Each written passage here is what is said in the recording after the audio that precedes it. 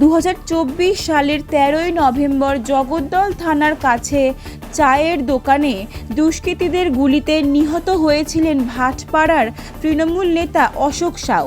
খুনের তদন্তে নেমে 7 জনকে গ্রেফতার করেছিল জগদ্দল থানার পুলিশ। পরবর্তীতে 2 জন ছাড়া পেয়ে যায়। পরিবারের লোক প্রথম থেকেই পুলিশি তদন্তে ভরসা হারিয়েছিল। তাদের দাবি ছিল মূল অপরাধীকে ধরতে হবে।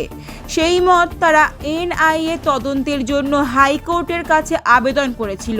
সেই মতো কলকাতা হাইকোর্ট এই খুনের ঘটনার তদন্ত ভার তুলে দেয় এনআইএর হাতে। আর এই নিয়ে শুরু হয়েছে রাজনৈতিক তরজা। বিজেপির তরফ থেকে বারাকপুরের প্রাক্তন সাংসদ অর্জুন সিং বলেন, সেখানে বোমা চালানো হয়েছিল বলেই এনআইএ দিয়েছে আদালত। অন্যদিকে তৃণমূলের তরফ থেকে জগদ্দল বিধায়ক সোমনাথ সাম জানান, এই খুনের ঘটনায় বিজেপি জড়িত। সেটা তৃণমূলের কর্মীদের জড়িয়ে দেওয়ার জন্য এনআইএ দাবি জানানো হয়েছিল। Bureau report, Bangabarta.